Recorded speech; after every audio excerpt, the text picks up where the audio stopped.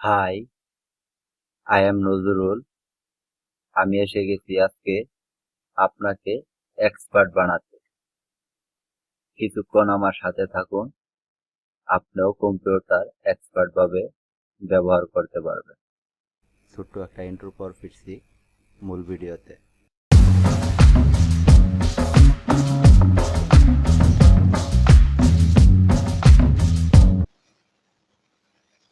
চলুন শুরু করি আজকের ভিডিও।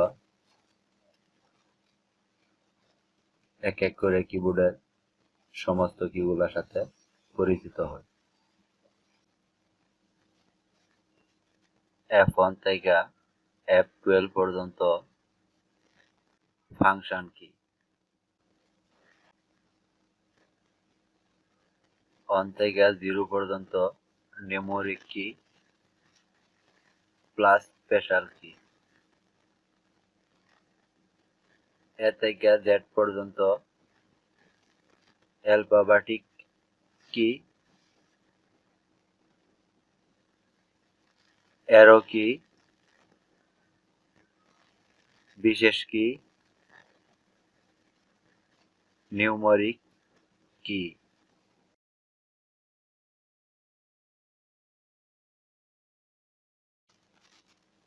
আমি এই ড্রাইভের থেকে এই সবগুলা ফোল্ডারই সিলেক্ট করলাম, সিলেক্ট কইরা কপি করলাম, কপি কইরা এই ড্রাইভে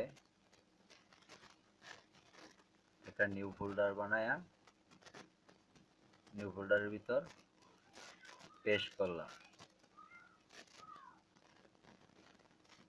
এবার যদি ইএসসি এই কিটি পেস্ট করি তাহলে কপি যে পপ আপ উইন্ডোটা আছে এই উইন্ডোটা ক্যান্সেল হয়ে যাব। আমি ইএসসি এই কি পেস্ট করলাম,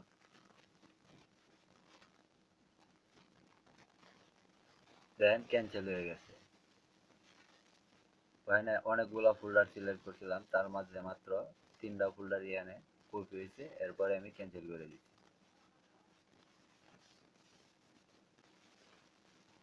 এরপরে যত ধরনের পপ আপ মেসেজ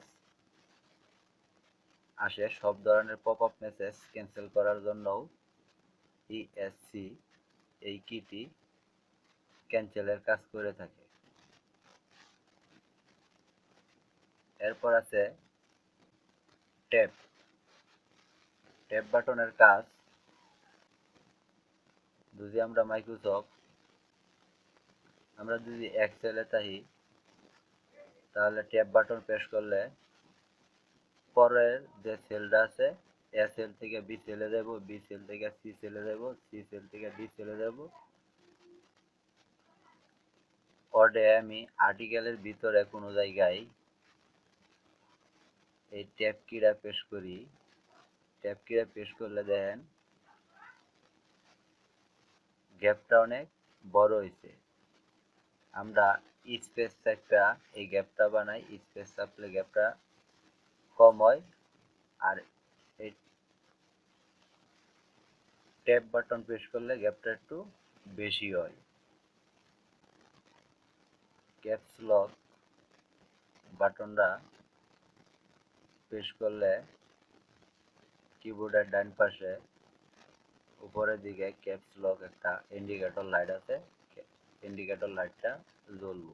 ইন্ডিকেটর লাইটটা জ্বললে বুঝবেন আপনার ক্যাপস লক চালু হয়েছে। ক্যাপস লক চালু অবস্থায় আমরা এ থেকে জেড পর্যন্ত যতগুলা কি আছে সবগুলা কি, আবার যদি ক্যাপস লক বন্ধ কইরা টাইপ করি তাইলে এই অক্ষরগুলো সব ছোট হাতে হইব। এরপরে শিফট কি, এই শিফট কি চাপটা ধরেও যদি আমরা কোনো একটা অক্ষর টাইপ করবার চাই তাহলে ওই অক্ষরটাও বড় হাতের হইব। তবে হবে শিফট বাটন চাপ দিয়ে ধরে রাখা অবস্থায় যে এ থেকে জেড পর্যন্ত যে অক্ষরগুলো আছে এই অক্ষরগুলা যে অক্ষরই প্রেস করবেন ওটাই বড় হাতে রইব, আবার শিফট কি ছেড়ে দিলে ছোট হাতে রয়ে যাবে। আবার ক্যাপস লক করিয়া যদি শিফট কি প্রেস করিয়া টাইপ করেন তাহলে ছোট হাতের অক্ষর রইব। শিফট বাটন প্রেস করিয়া এই যে উপরে যে সিম্বলগুলো আছে হ্যাশ, ডলার সিম্বল, পার্সেন্টেজ, চন্দ্রবিন্দু, স্টার, ব্র্যাকেট চিহ্ন এগুলা যদি প্রেস করেন স্বাভাবিকভাবে শিফট কি ছাড়া যদি প্রেস করেন তাহলে 1 উঠবো, 2 উঠবো, আর যদি শিফট কি প্রেস করেন তাহলে স্পেশাল যে কিগুলো আছে স্পেশাল কিগুলা উঠবো। শিফট কি আরো কমান্ডের কাজ করে। এরপর আছে কন্ট্রোল। কন্ট্রোল কি একটা কমান্ড কি। কন্ট্রোল কির বহু ধরনের কাজ আছে। এ থেকে জেড পর্যন্ত কন্ট্রোল কি শর্টকাট আছে। কন্ট্রোল প্লাস এ প্রেস করলে সিলেক্ট হইব। আমি একটা সেলে আইলাম, এখন দেখেন কন্ট্রোল প্লাস বি প্রেস করি যদি আটিটা বোল্ট হয়ে গেল। আবারও কন্ট্রোল প্লাস বি প্রেস করি যদি আর্টিকেলটা নর্মাল হয়ে গেল। উইন্ডোজ কির কাজ, আমরা যে স্টার্ট মেনু অপশনটা ডেস্কটপের বাম পাশে কর্নার থেকে ওপেন করি, কিবোর্ড থেকে যদি উইন্ডোজ কিটা প্রেস করি তাহলে স্টার্ট মেনু অপশনটা ওপেন হয়ে যাবে। এরপর আছে অল্টার কি। এই অল্টার কিও একটা কমান্ড কি, বিভিন্ন কমান্ডের কাজ করে এই অল্টার কিও। এরপর আছে এন্টার কি। এন্টার কিও কমান্ড কি। এন্টার কিউ বিভিন্ন সময় বিভিন্নভাবে কাজ করে। যদি আমরা কোনো আর্টিকেলের ভিতর থাকি তখন এন্টার কি প্রেস করলে একটা করে লাইন নিচে নামতে থাকে। এন্টার কিটা প্রেস করি এক লাইন নিচে নেমে বলল। যদি আবারও এন্টার কি প্রেস করি এক লাইন নিচে নেমে বলল। আবার যখন আমাদের কম্পিউটারটা চালু অবস্থায় রাইখা কম্পিউটারের সামনে উঠে পড়ি, আমাদের স্ক্রিন লকের যে সময়টা দেওয়া থাকে স্ক্রিনটা যদি লক হয়ে যায় ওই লক স্ক্রিনটা আনলক করার জন্য এই ইন্টার বাটনেরই কাজ করতে হয়। এই সময় ইন্টার বাটনটা মেনু বাটনের মতোই কাজ করে। আমরা ইন্টার বাটন প্রেস করলে পরে একটা পপ আপ মেসেজ চালু হয়, ওই পপ আপ মেসেজটা চালু হইলে আমরা ওই জায়গায় পাসওয়ার্ডটা দিয়ে যদি আবার ইন্টার প্রেস করি তাহলে আনলক হয়ে যায়। এরপর আছে ব্যাক কি। ব্যাক কির কাজ, আমরা যদি এই আর্টিকেল থেকে কিছু ওয়ার্ড রিমুভ করে দিবার চাই তাহলে এই ব্যাক কি প্রেস করলে রিমুভ হইতে হইতে সামনের দিকে আগায় যাব। আর যদি ডিলেট কি প্রেস করি তাহলে রিমুভ হইতে হইতে পিছনের দিক থেকে সরে সামনের দিকে আসবো। এরপর আছে ইনসার্ট। ইনসার্ট কি প্রেস করে কোনো অক্ষর টাইপ করলে ওই অক্ষরটাও টাইপ হইব প্লাস আরেক দিক থেকে রিমুভ হইতে থাকবো। এটা হলো ইনসার্ট কির কাজ। এরপর আছে হোম কি। হোম কির কাজ,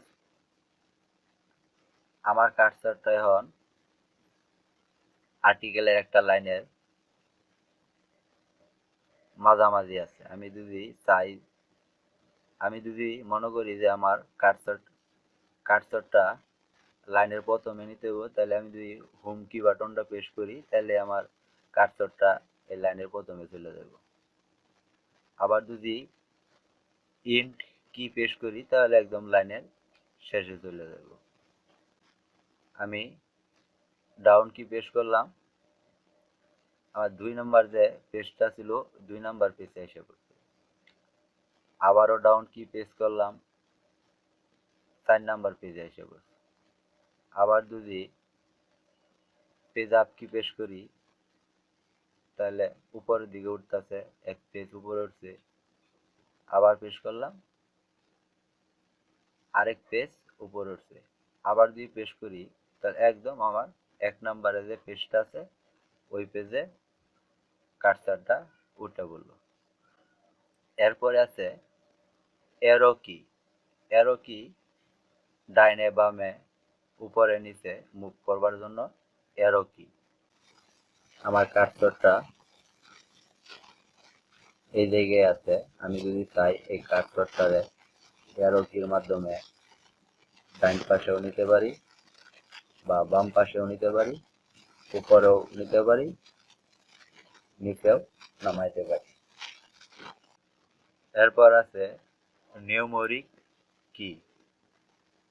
নিউমেরিক কি মূলত ক্যালকুলেটরের যে কাজগুলো আছে ক্যালকুলেটরের কাজগুলাই করা হয় এই নিউমেরিক কি দিয়া।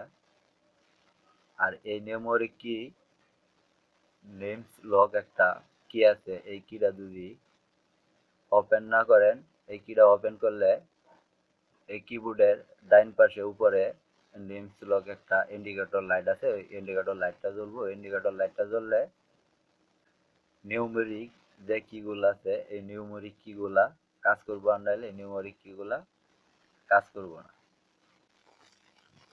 বিশেষ কির মাঝে একটা প্রিন্ট স্ক্যান কি আছে, এই উইন্ডোজ প্লাস প্রিন্ট স্ক্যান কিটা প্রেস করলে ডেস্কটপের একটা পিকচার স্ক্রিনশট নিয়ে নিব। এটা ডেস্কটপে থাকে বা কোনো ব্রাউজারে থাকে, যে জায়গায় থাকে ওই জায়গারই একটা স্ক্যান শট নিয়ে নিব।